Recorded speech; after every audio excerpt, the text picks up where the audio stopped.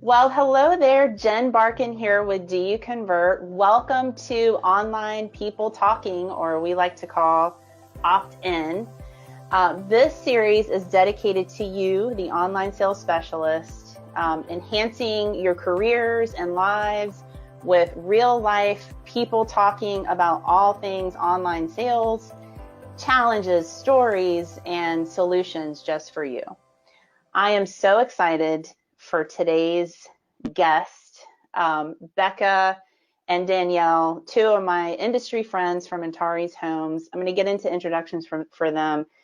They have something really special that they're going to be talking about with us today. But first, Becca and Danielle, tell everybody a little bit about the builder that you work for. What market are you in? So we can kind of set the scene for where you guys are. Yeah, absolutely. So we are with Antares Homes. We are a family-owned home builder, and we're in the DFW market here in Texas. Texas, everything's bigger and better in Texas from what I understand, and hotter from my visits Yes, there. for I can sure, say that. for sure. Yes, Um, much hotter. Danielle, how long have you been in the role of online sales? I've been here for about just over 2 years, and I believe Becca's about 2.5. She's got a few months on me, but we've been working together for almost that entire time. Yeah, so it wasn't always a team dynamic. In fact, Becca was solo for a while. When I first met Becca, she was the solo gal. And then she decided to go off and desert us. No, I'm just kidding. She decided to go off and try her hand at something else and then enter Danielle. And then Danielle, you were solo for quite some time. Yeah, it seemed like it went by really fast, but it was good to You have her were back. you were freaking busy crazy with your hair on Always, fire yeah, all the time, always right? busy. So now that you guys are back, the dynamic duo, how is your team dynamic kind of set up? How do you tackle everything as a team? Well, as far as how we handle leads that come in, we pretty much split everything 50-50. We round robin calls and round robin leads that come in. And then we alternate weekends off. So we make sure that we both have some time to spend with our families and our friends and to completely turn off. And then, of course, we hit it hard whenever it's our weekend back on call. Yeah, so you both work during the week. Now, don't you guys do something a little bit unique with your hours? Do you guys do like a morning shift and a late shift? Or no? No, you just No, are no, both on the yeah. same time? Okay. Yep. So you're both Yeah. on So the we're same both time. on fully Monday through Friday. Okay. And then so that way we can both completely unplug on those weekends whenever we Yeah. take the time off. It's nice to have a built-in backup plan, right? Yes. Yes. Yes. Definitely. Yes. And that's something that we're going to talk about a little bit today, but we'll get into that in just a bit. So just so everybody's who's listening kind of understands what you're managing, how many homes did you guys sell last year at Antares? We closed about 348. Okay. So pretty big builder. What does that Yeah. mean in terms of leads? Like how many leads are you guys managing as a team on Yeah, average? on average, we get about 400 leads a month. And Okay. of those are probably close. We usually filter about 300 calls per month, if not more as well. So when it's constantly increasing. But of that, it's made us, I want to say we've made 1,100 appointments and kept 1072. So kept over 1,000 Wow. appointments. Yeah, just in the Wow. first 10 months of the year. Wow. And how many sales have resulted from those 1,000 some appointments? It's been 181 so far, but we still got 2 months to go. So Wow. yeah, our goal is 181. Yeah, mhm. what was your goal for the year? Our goal is we're wanting to hit 378, but we'll settle for 360, I guess, Okay, as a company, as a right? As a company, right? company, Not as 360. OSC, but as a company, Right. yes. Right. So 360 as a company, so far 181 sales, online sales assist Hmm. have resulted from those appointments. And so what is your overall contribution We're tracking right to, now at about 45%. That is amazing. Yeah. Becca, she's not prepared that I'm gonna ask her this, but Becca, do you remember, go back into the archives of Okay. time. Do you remember when you first started what your program's online sales overall contribution was?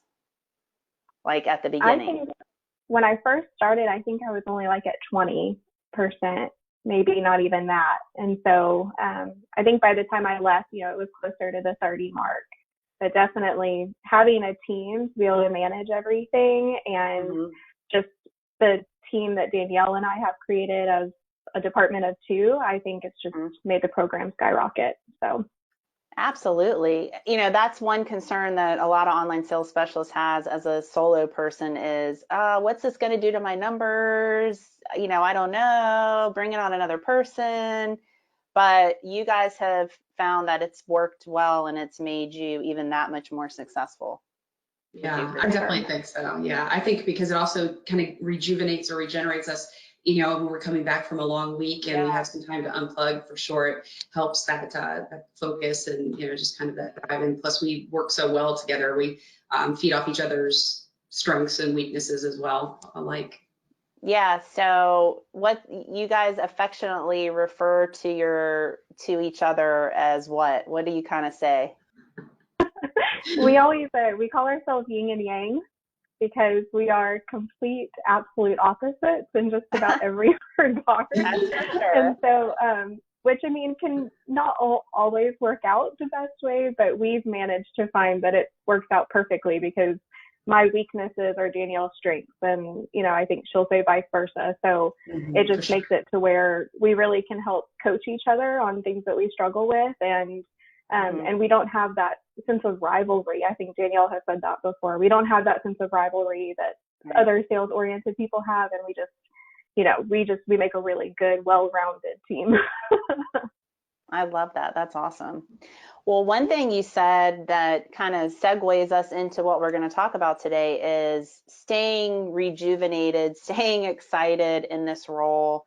One way is to have a day off here and there, right? So you can do that when you have a team, but Mhm. if you are a solo person, still, talking with management and figuring out, hey, can I have a day off, every so often, because you do need to recharge your batteries. And two things that we see in this role are that online salespeople suffer from is either burnout, where you're just running hot all the time, or rust out, because you get kind of in this just day to day, you're doing the same thing. It's this, new leads, different day, same process, right? You kind of get in a little bit of a rut. And so, how can we prevent rust out? One way is to add some passion back into your role. So, figuring out something that you're passionate about and being able to incorporate it into your day-to-day life. And that's why I wanted to, your day-to-day work life. And that's why I wanted to have Becca and Danielle on to talk to you about this, because what have you guys done? How are you adding passion back into the Antares online sales program? Well, Danielle and I found a very common passion between ourselves, and that was rescuing dogs and dog Yay. rescues. For babies. And so, and so we decided to incorporate what we are calling the Antares Fur Family Project, which is a play on our already company hashtag Antares Family. And so what we do is we go out and we go to a adoption center that's in one of our community areas where we're building. We take a pup that needs to be highlighted a little bit, may have been there for a little while, needs some exposure, and we take them out for the day. We take them to one of our homes that needs to be highlighted, and we just reiterate to our viewers that you're not the only ones looking for your dream home. This pup is looking for their dream home, and we just want to take an opportunity to be able to highlight both the dog and the home. And of course, we let the dogs play and run around some and get their wiggles out, as Danielle always likes to say. And just play and kind of have some time out of the adoption center. yeah, and then we're able to edit the video and post it. And it's just a way, I think, for Antares to show our culture in an even different way, which I think, of course, leadership really likes as well. Well, I love this. I wonder why I love this. I love this so much because just hearing you guys talk about it, your faces light up. It just brings so much joy to you, to the company. How did you decide to do this? I think it was a video that Becca's like, oh, remember when Jen used to do this? And it just kind of snowballed out of that. We started talking more and more about it, and Becca pitched it to the leadership, and we kind of ran with it. And we're lucky enough, we have a really amazing graphic designer who has donated his services to creating these branded videos. So not only are they fun, but they tie the Antares family into the video. So anything we post on any of our social media channels automatically gets recognized, and it's kind of has legs and taken on a life of its own, so to speak. That's amazing. So because I was going to ask you some details. So how do you choose? Let's go back to the beginning. How do you decide which pup gets to go on the field trip? Well, we pretty much leave that up to the adoption center. You know, we reach out to, we made connections with the head of the adoption centers for where we go, and you know, we shoot them an email or a text message or a call and say, hey, you know, we're coming up on the time for our next video. You know, who do you think needs some exposure and, you know, needs the time out of the adoption center? And then just based on what they recommend is who we take. Okay. So, so is there a particular adoption center that you go to every time? Like, is there one, or do you go to different ones? Sorry. So far, we worked with Ellis County SPCA and then the Humane Society of North Texas. Okay. And then because we're on two different sides of the Metroplex, so the Fort Worth side gets a little bit of exposure on those communities, and the Dallas side gets exposure from the other shelter. So nobody's really having to go too far out of their way to get these dogs if they wanted to adopt them at a later time. Okay. And then how do you go about picking which community to take them to? We've actually just focused on the biggest need. So, you know, where we've gotten the most inventory, or maybe some of the homes that have been sitting a little bit longer than usual. But usually anything with a big backyard is fantastic, because so far we've been lucky enough to have really big dogs and with a lot of energy. So they really love to run. And we've been able to highlight some of our really gorgeous backyards, which kind of get overlooked sometimes when people are just looking at the house. They forget, oh yeah, this is a great place for, you know, activities, outdoor activities, and the dog really makes that come alive when they can picture the dog playing in the backyard and on site. That's awesome. Now, do you ever take the dogs in the house? Okay. And how does leadership feel about that? Any like, oh, you're gonna take this dog into our brand new home? Any pushback there? No pushback. It hasn't really been an issue yet. Hopefully won't in the future. But yeah, I mean, I think that, you know, we let them play outside for as long as possible, and then we let them come inside and cool off, because we are in Texas and it is hot. But we let them come inside, cool off, drink some water, and yeah, and they've all been totally okay with it. What about your salespeople? What has the response been from your salespeople out in the communities? It's been, I mean, they've been great. I feel like almost all of our salespeople are big dog people. So, I mean, they all look forward to the videos. They think it's such a fun and cute idea. And so, yeah, I feel like they've all really enjoyed it.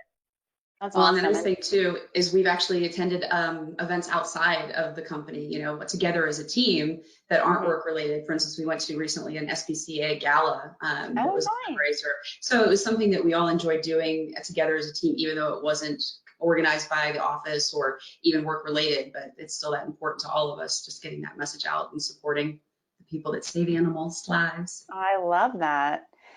Now let's go to the more technical aspects of making one of these videos. So when I did this, it literally was our marketing manager with my iPhone set on, you know, HD, and, you know, just like following me and the dog around. So you guys have upped be Annie on this.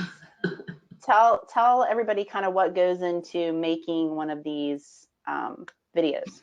Yeah, so whenever we pick up the dog, of course, we always go together. So there's one of us to shoot and the other one to be in the video. Typically, we try to alternate. And it's very similar to what you did, and that, we kind of just try to record and get as much content as possible. So even if it's just us in the backyard playing with the dog getting in and out of the car, eating some treats, whatever it might be, we just try to get as much footage as possible. And then, of course, we also want to make sure that we have a lot of knowledge about the home, which is great for us as online sales consultants as well, to be there on site. So we also make sure that we prep and have a lot of information for the video for that aspect. And then, of course, it's a lot of uploading and editing and sending it to our graphic designer and making, leading him down the path of what we want the video to look like and feel like, add some tabs here and so on and so forth. And so, yeah. Okay. So it truly is you guys, you and Danielle, Becca and Danielle, out there with the dog, one of you shooting while one of you's talking. Mm-hmm. And then you're sending those videos, clips to the marketing person that you partnered with, and then they're putting kind of the final thing together. Right. And he also uses the back end. He uses the pictures of the, like the kind of the professional pictures of the home as well, to not only, put the tag in there of what the home is, how much it's selling for. So we kind of we hit both targets, the people that are looking for the dog and the people that are looking for the home. Love it. Yeah, so definitely different than just uploading it to Facebook and saying, hey, check out my video. So how often do you do this? Because it would be hard to do it every week with managing, 400 leads a month. So how often do you do this? We aim for once a quarter. So, every 3 months or so, we try to get out there and do a new one. Okay. And what happens if somebody adopts the dog? We pay the adoption fee. Yay! Yay! So that's just another incentive to, we tell people that in the video as well. So we want to incentivize them to, come out, maybe take a look at the house, but also we pay the fee. So basically they're getting a free pet, essentially, or, a cost-free in the sense. Yeah. That's awesome. What's something that has happened unexpectedly that, you just didn't think would happen when you started doing this program? Definitely our Barkan Brew event, which we had the first one last year. It kind of, like Danielle said, it kind of took on a life of its own, this whole project. And we actually had a coworker here that works with Antares Homes whose husband owned a brewery. And she came up to us and said, I love these videos. I love this idea. What do you think about us hosting an adoption event at the brewery? And we were like, we're all for it. And so it's kind of turned into this big deal. We're having our second annual one actually on November 2nd. And it's so many people showed up and vendors, and we've had so much community outreach for our raffle. And it's just kind of become this, like Danielle said, it's taken on a life of its own, and it's kind of a dream come true for anybody who's a pet lover to have any hand in that sort of a project. So definitely unexpected. You can't go wrong. Feel good, helping a pup find a new home, and marrying that in with what you do is helping people find new homes. So it's a perfect fit. So, sometimes when you're looking at incorporating something passionate that you're about into your jobs, just making sure that how do you take care of everything that you need to, but also have time to do some of these fun things. So what advice would you give somebody listening who wants to maybe do something like this? If it's not pups, maybe it's writing, like blog writing or photography, or some way that they can incorporate some of those things. What is your advice? How do you take care of your first priorities in this role? Well, I think, not only it could be anything like you were saying, not just blogging, it could be community outreach. It could be something to do with kids or anything that you can pull them into as far as home related. But for going back to the dog videos, it also feeds our priority in the sense that it gets Becca and I out into the community. So we're able to kind of navigate the area. We know kind of what we're talking about when we're speaking to somebody. We can get them to the community. We can see what the homes are. We tour the floor plans. We know exactly what a home looks like and can kind of make that home come to life for people that we're talking to over the phone. So I feel like our role here specifically, kind of feeds that priority. It's a double benefit, I guess you could say. That's awesome. And it gives you something to look forward to that, again, going back to what we were talking about, kind of preventing that rust out of, okay, day in, day out, I'm taking calls, I'm managing leads. It gives you something to kind of look forward to that is just adds to what you're already doing. And it's such a feel-good thing. So kudos to you guys. I love it, love it, love it. I wish everybody out there would do this program in your market. I mean, it would be just awesome if it would just take, all the dogs would be gone. All the dogs, all the dogs would be adopted. All the homes would be sold. It would be awesome. Okay, some rapid fire questions. Danielle, what is your favorite thing about being an online sales specialist? I would say it's how every day is different, just on the variety of people that we interact with every day. I love hearing the excitement in people's voices, or just the sheer disbelief that somebody might actually be owning a home. It kind of gives me a sense of gratitude. So it's just a lot of fun to be a part of that and hear people's excitement. I think that's kind of what my number one, draws me to the position. Great. Becca, new mom, right? Fairly new mom. What is your biggest challenge in this role? Definitely being a new mom. I think that being just in general in life, no. I think that just the on-call mentality when you do have a new family, it can be challenging. And so I think, my biggest advice is having a good support system, that can be there to help kind of take on your other responsibilities when you need to be on call, but also just enjoying the time off whenever you have it and embracing that time. So that way, when it is your turn to be on call, you can just hit it hard and rock it. And, but that's definitely the hardest and biggest struggle for sure. Absolutely. So it's so important to have that recharge time, recharge your battery so that you can come back fresh. So Danielle, how do you recharge your battery? How do you prevent that burnout from happening?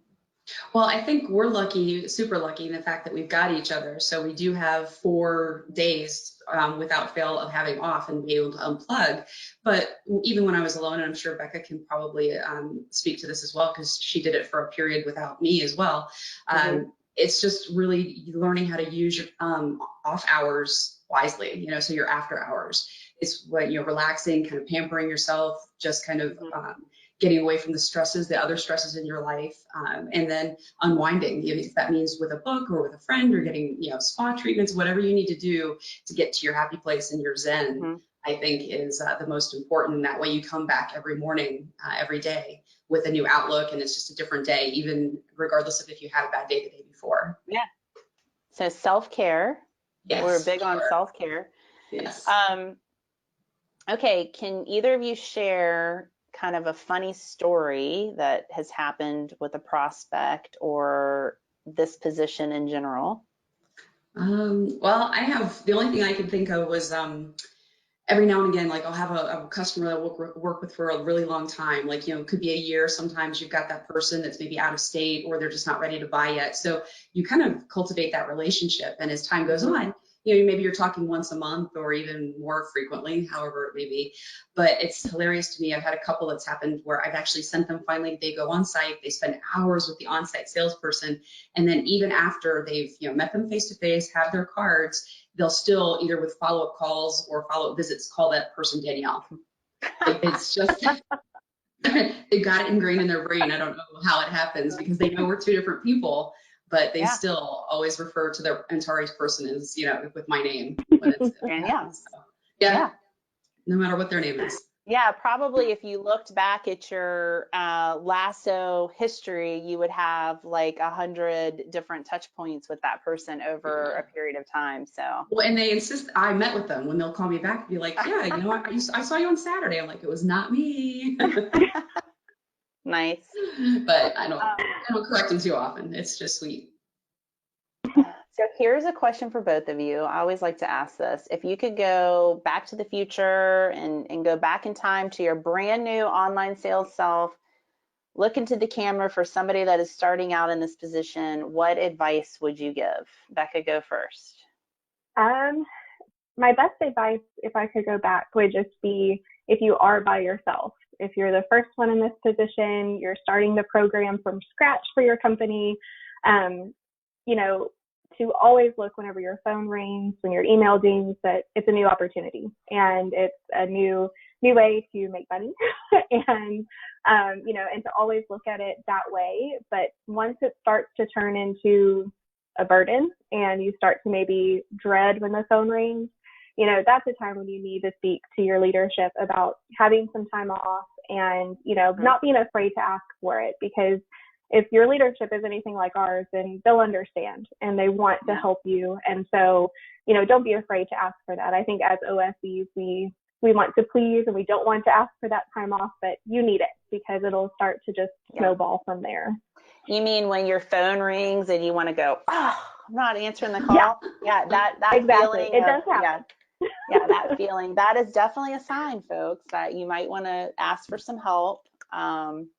Because, you know, like Becca was saying, that is last I checked, none of us are doing this just for fun, right? We want to make money. We want to be profitable. We want our companies to be profitable. So that's every opportunity, every ding and call and email is an opportunity for you, an opportunity for your company.